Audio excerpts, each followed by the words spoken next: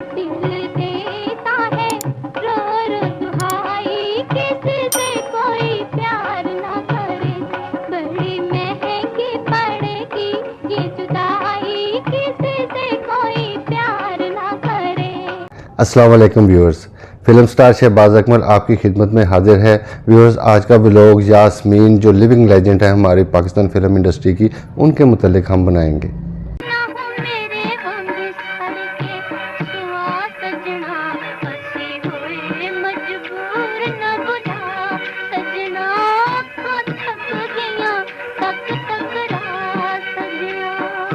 Viewers, जो madam Yasmin है उनकी जो फ़नी ज़िंदगी है, जो फिल्मी ज़िंदगी है, उसके साथ साथ जो मैडम यास्मीन की निजी ज़िंदगी है उस पर भी हम नज़र डालेंगे कि उनकी जो पहली शादी किससे हुई और फिर शौकत हुसैन रिजवी साहब के साथ जो शाहनूर स्टूडियोज़ के मालिक हैं उनके साथ शादी उनकी कैसे हुई, और शौकत हुसैन रिजवी साहब जो थे वो मैडम नूरजहाँ के वो मियाँ थे उस वक़्त, तो उनकी जब तलाक हुई वो कैसे हुई और उनकी आगे से कहाँ शादी हुई, ये जितना भी मैं वो सारा मैं आपकी नज़र करूँगा। और उनका जो फिल्मी सफ़र है वो भी हम इंजॉय करेंगे इंशाल्लाह। तो अपने व्लॉग का आगाज़ करते हैं।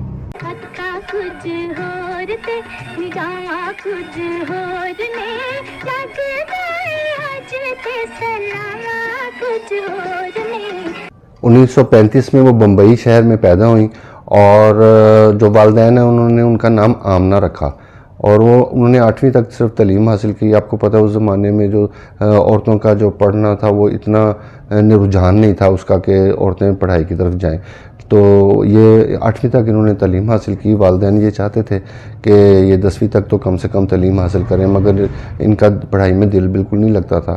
और वो ये उस ज़माने में आपको पता है बम्बई का जो वो शहर था वो बड़ा मॉडर्न था और फिल्मों का भी बड़ा रुझान था और बहुत वहाँ सिनेमास थे, तो उनका भी ऐसा ही था कि मैं फिल्म आर्टिस्ट बन जाऊँ।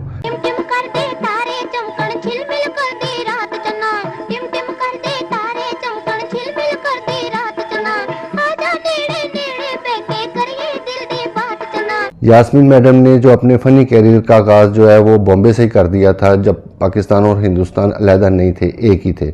तो उस वक़्त एक फ़िल्म बनी थी जीनत, तो जीनत में जो हीरोइन का किरदार अदा कर रही थी वो बल्कि तरम नूरजहाँ जो थी वो एज ए हीरोइन थी, और एक कोर्स के अंदर लड़कियों में ये यास्मीन मैडम जो थी वो वहाँ विराजमान थी।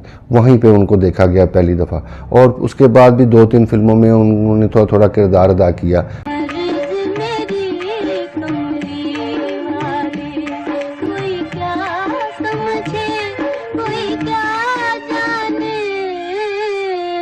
क़याम पाकिस्तान के बाद 2 ऐसी फिल्में थीं, जहाद और अमानत।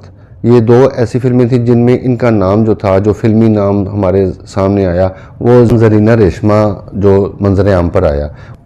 उसके बाद यास्मीन मैडम जो थी वो 94 में नज़र आई, तो उसके जो जाफ़र बुखारी साहब एक थे कैमरामैन हमारे, वो बड़े हमारे सीनियर मोस्ट कैमरामैन थे। मेरे वाले साहब अकमल ख़ान साहब के भी वो दोस्त थे, उनकी भी उन्होंने बहुत फिल्में बनाई।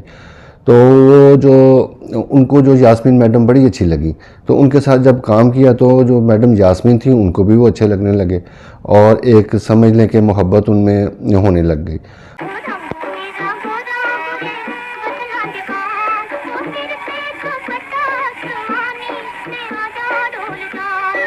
उसके बाद एक फ़िल्म आई इल्तिजा, इल्तिजा के बाद आई किस्मत, और किस्मत के बाद आई लखते जिगर।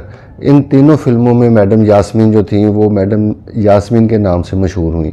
उनका नाम जो मंजर आम पर आने लगा वो यास्मीन के नाम से आया, तो जो ज़रीना वाला नाम था वो ख़त्म कर दिया उन्होंने। दिल की धड़कन तेरी आवाज़ हुई जाती है, जिंदगी कितना हसीन राज हुई जाती है। और व्यूअर्स, 1956 में एक फ़िल्म आई मोरनी, तो उसमें ये बसीयत हीरोइन जो थी वो फिल्म स्क्रीन पर आई पूरे एज ए हीरोइन, वो जो समझ लें मेन डेब्यू जो उनका हुआ तो उस फिल्म में हुआ। उस फिल्म में एक गाना तो बड़ा मशहूर था, नैना विच निमा निमा कजरा सजा के मैं आई चन्ना जग कोलों नज़रां चुरा के।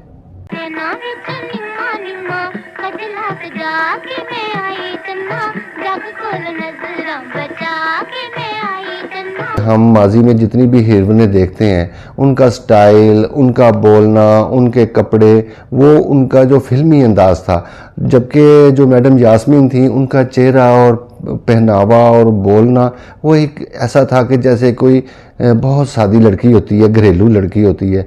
तो वो उस कैटेगरी में मैं उनको देखता हूँ कि वो बड़ी घरेलू टाइप जितने भी किरदार उन्होंने अदा किए वो बड़े खूबसूरत अदा किए। दुख ते ए वे तू बेबे नू कोई सुख नहीं देंदी, ओदियां खुशियां मेरियां खुशियां ने। जिन्ना भी हो सके बेबे की खिदमत करया कर। अड़िया मैं बेबे की खिदमत नहीं करनी। 1959 में मेरे वालिद साहब ने डेब्यू किया, अकमल खान साहब ने, जिसका फ़िल्म का नाम था जबरू। वो अपने ज़माने की बेहतरीन फ़िल्म थी और बड़ी मशहूर हुई। उसमें मेरे वालिद साहब अकमल खान साहब ने डाकू का किरदार अदा किया और मेन जो डेब्यू किया वो उसी फ़िल्म में अकमल खान साहब ने किया। उसमें जो मैडम यास्मीन थी वो भी थ्रू आउट हीरोइन थी। तो उसमें एक सिचुएशन होती है कि यास्मीन को पता नहीं होता कि ये डाकू हैं, लेकिन वो पॉजिटिव किस्म के डाकू थे कि अमीरों से पैसा लेना और गरीबों में बांटना, इस किस्म का उस ट्रैक वो था उसका फ़िल्म का। तो जब वो पुलिस से पकड़े जाते हैं उससे पहले एक सीन था कि मेरे वालिद साहब उनको बुंदे बनवा के देते हैं, जिनको हम पंजाबी में डंडियाँ बोलते हैं, तो वो देते हैं। तो उसके बाद वो जब पकड़े जाते हैं तो वो एक गाना है कि मैंने डंडियाँ कढ़ा के दे गया नहीं मुंडा माजे दा।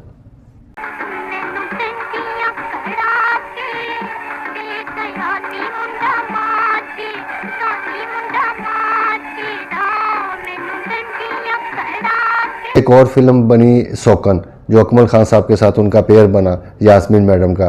तो उनके यहाँ बच्चा नहीं होता, तो जो अकमल खान साहब की वालदा होती हैं वो चाहती हैं कि मैं इनकी दूसरी शादी कर दूं।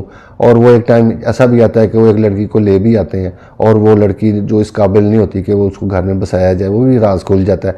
लेकिन इस सारी फिल्म में जब ये ट्रायंगल बनता है माँ का, उस हीरोइन का और वालिद साहब का, तो उसके अंदर रह के यास्मीन मैडम ने बहुत प्यारा परफॉर्म किया है और मेरा ख्याल है उनकी ज़िंदगी की बेस्ट फिल्म है जो उनकी परफॉर्मेंस की है। मैं तेरे को तलाक नहीं लेनी, मैं सारी जिंदगी तेरी होके जीना चाहनी है। तू भावे हजार ये करना मैं नहीं करांगी। ये तो चली जानी है, तुम खुश वास्ते, तेरी बेबे खुश वास्ते। के बाद एक फ़िल्म आई दरबारे हबीब, उसमें आगा तालिश जो थे उनके साथ वो एज ए हीरोइन आई। और इसी अरसे के दौरान जाफ़र बुखारी साहब के साथ इनकी शादी हो गई यास्मीन मैडम की।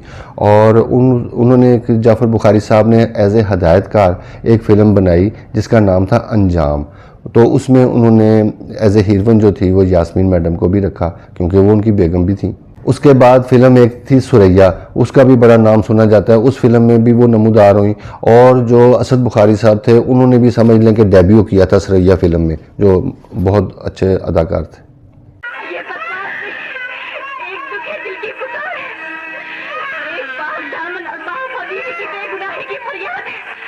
और व्यूअर्स खुदा का करना देखें कि उनको एक इश्क पर ज़ोर नहीं फिल्म मिली, उसमें एक गेस्ट का किरदार उनको दिया गया, छोटा सा किरदार, और लेकिन उसमें एक गाना इन पे पिक्चराइज हुआ जो कि बहुत मशहूर हुआ और उससे मैडम यास्मीन को बहुत ही पजीराई मिली और बहुत उनका नाम हुआ। उस गाना कुछ यूँ था कि दिल देता है रो रो दुहाई, किसी से कोई प्यार ना करे।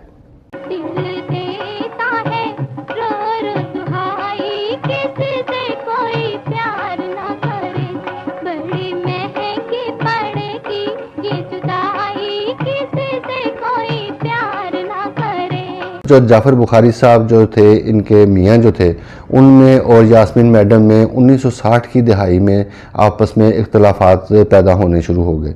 तो वो जो जाफ़र बुखारी साहब ये उन पे इल्ज़ाम लगाते थे कि आप जो वो शौकत हुसैन रिजवी जो शाह नूर स्टूडियोज़ के मालिक हैं और मैडम नूर जहाँ के खामन थे उस वक़्त, तो उनके साथ आपके ताल्लुकात हैं। तो आगे जो शौकत हुसैन रिजवी साहब हैं वो मैडम नूर जहाँ पे तोहमतें लगाते थे कि आप जो है वो ऐसे लोग आपके पास आते हैं और बड़े बड़े लोगों के साथ आपके ताल्लुकात हैं। तो इस वजह से नाचाकी उस फैमिली में भी पैदा हो गई और उस फैमिली में भी पैदा हो गई।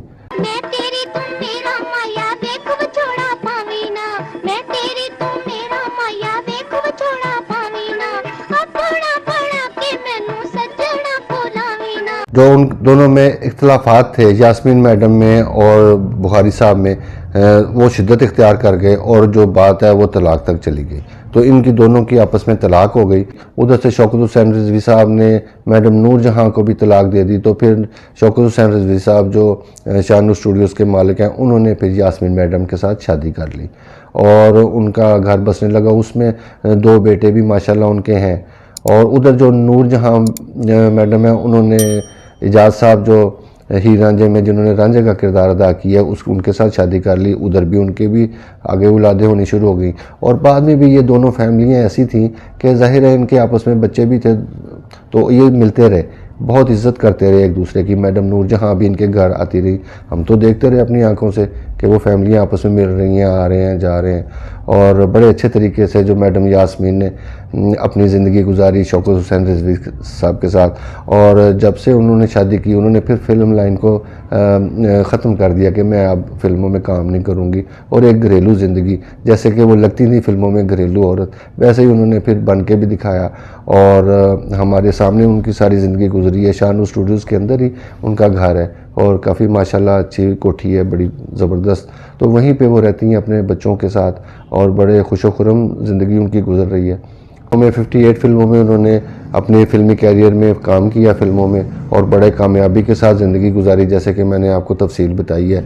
अभी तक वो हयात हैं और खुदा की ज़ात पाक उनको ज़िंदगी दे और खुदा की ज़ात पाक आपका भी भला करे और मेरे लिए भी प्लीज़ दुआ किया करें। नेक्स्ट व्लॉग में, प्यारे से व्लॉग में इंशाल्लाह जल्द मुलाकात होती है। तब तक के लिए अल्लाह हाफ़िज़।